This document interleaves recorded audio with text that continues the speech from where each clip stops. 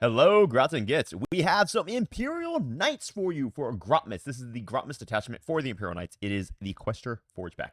Now, going through all of this, I can already tell you immediately that this is a super interesting and cool detachment. It's probably not going to replace the current detachment you have as like the competitive go-to, but it's going to give you lots of interesting and fun different ways to play. Now, I would probably expect this not to be taken in a lot of competitive games, but honestly, there's some depth here that might give some combos that I'm not seeing right off the bat. So let's just dive into the Questor Forgeback.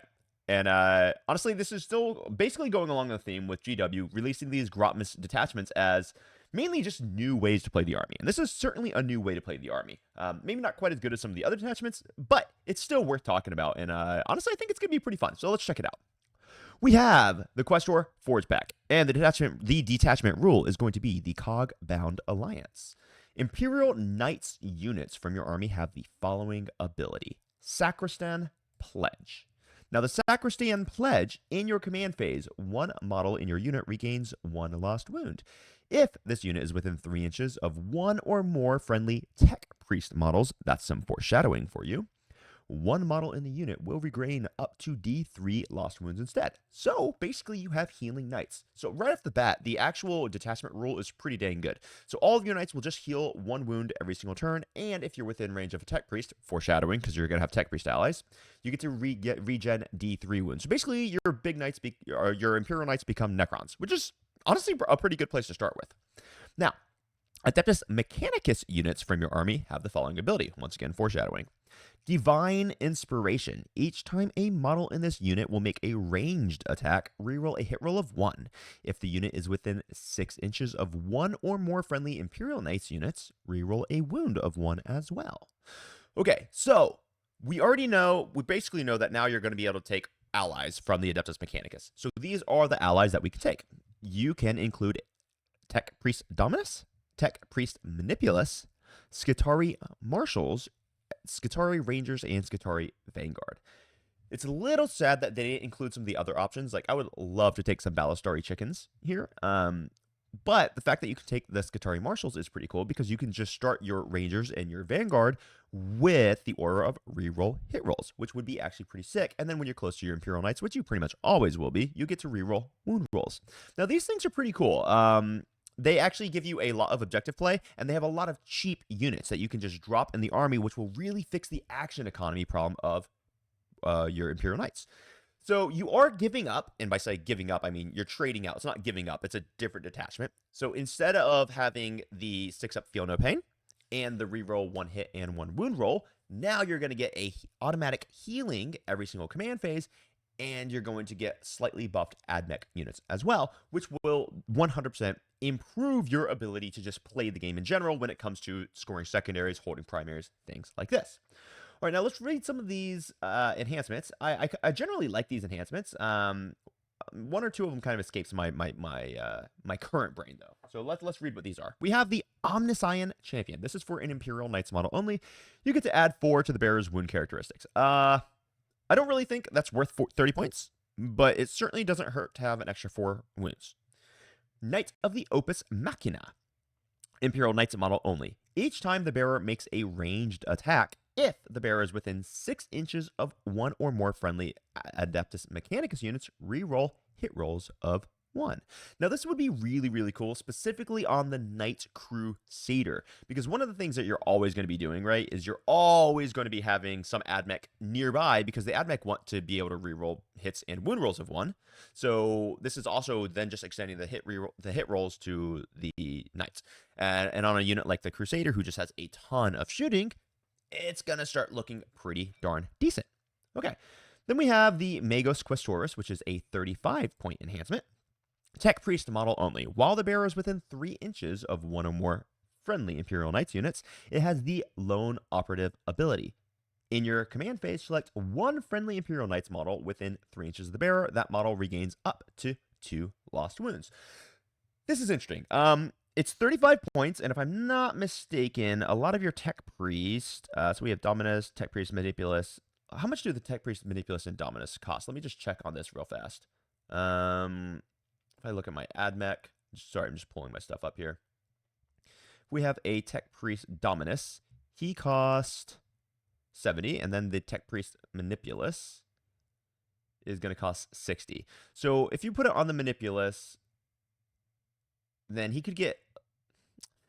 Loan Up is cool, but he does turn into, like, what is that, a 95-point character at that point. But he does then heal a model, and D3 plus 2 wounds a turn. Honestly, this could just allow you to take your Knight Crusader, stick him in the terrain. He's going to be blasting because he's always going to be re-rolling hit rolls of 1, and he's always going to be healing D3 plus 2 every single turn. This is actually interesting. I'm not sure how good it is, but it's certainly not bad, right? I don't know if 35 points is the correct cost for that. It's fascinating.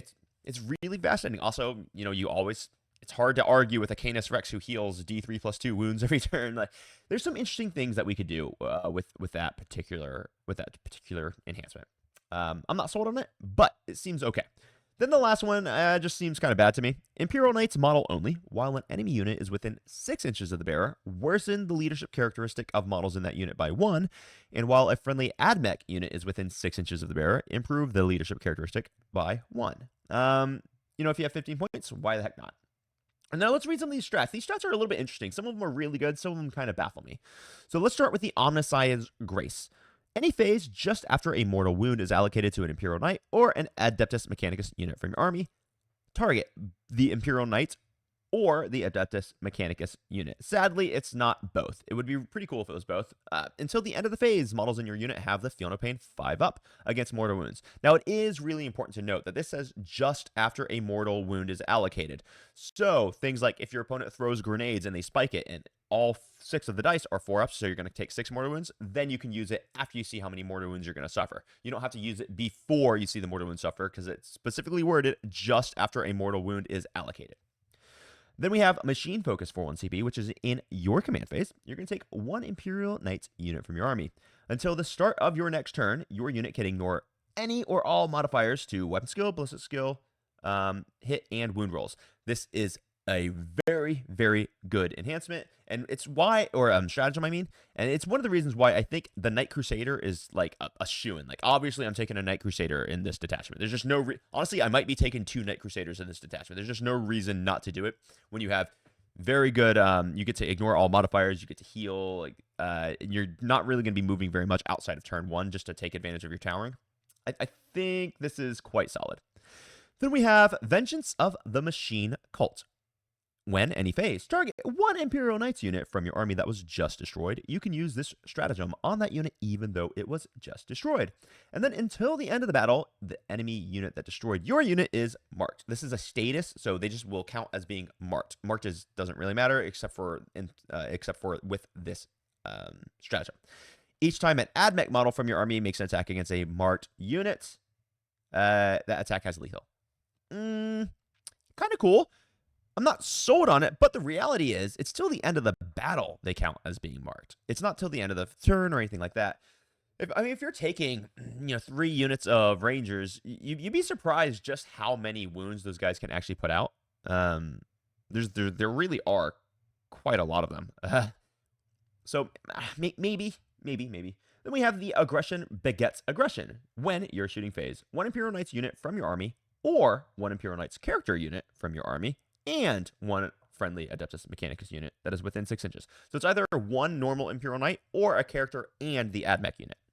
Until the end of the phase, ranged weapons have Assault. This is solid. This is very solid. It's really nice to be able to get Assault on all of your big knight, especially if you have to advance in a position to be able to actually see your opponent. Bonded Imperative. When your command phase just before an Imperial Knight's character unit from your army uses a Bondsman ability, that Imperial Knight's character unit. When selecting targets for the use of the Bondsman ability, you can select 1 friendly Adeptus Mechanicus unit within 12, in addition, or instead of selecting 1 Armiger model. So if you don't have an Armiger there, you can still put it on the Adeptus Mechanicus unit, or you can put it on both. Until the start of your next command phase, every model in the ADMECH unit is affected by the Bondsman. This is cool. I suppose this is generally cool. Just thinking through, I can't think of all the applications of it. If you guys can think of some good applications for this, please let me know in the comments down below. I just can't really figure out what exactly I really would want to do all of that on. Because you can do things like you could do yeah, it's just kind of hard for me to think about what am I actually going to want to put this on. You don't really bother with +1 to hit because they're already going to be rerolling hit rolls of 1 for the Crusader. The Errant, you can give them reroll advance rolls and assault on their guns, which that could be cool. The Gallant, you can give them reroll charge rolls and reroll hit rolls if they make a charge, but I don't think you ever want to do that. The Paladin, you can give them lethal and lance. I guess that's kind of cool. But you don't want to take Paladins. Like I said, they can't do the Preceptor, so that one doesn't really matter at all. The Valiant, what does the Valiant one do? No big deal. Doesn't even have one. And then the Knight Warden, -1 to the damage characteristic of damage 1 models. So I don't know. I can't really figure out what this would be actually good on. Maybe I'm missing something here. Perhaps you could give the Atropos could be actually good on this, right? Because he's going to be giving reroll hit rolls and reroll wound rolls for the ADMECH, especially for ADMECH who's really trying to fish for like dev wounds on some of their guns. That actually could be good. Okay, cool. So on an Atropos, this could actually be a solid stratagem because it's going to allow you to enable your ADMECH units to really fish for the dev wounds because they've got like 3 different dev wound guns in the unit when it comes to the Rangers, the Vanguard. So that actually could be pretty solid. I don't mind that at all. That rocks. All right, then we look at the Thronegeist Fury. This is the last stratagem. It's a little bit of a weird one. It was almost a really good stratagem, and then it turned out to be not a really good stratagem.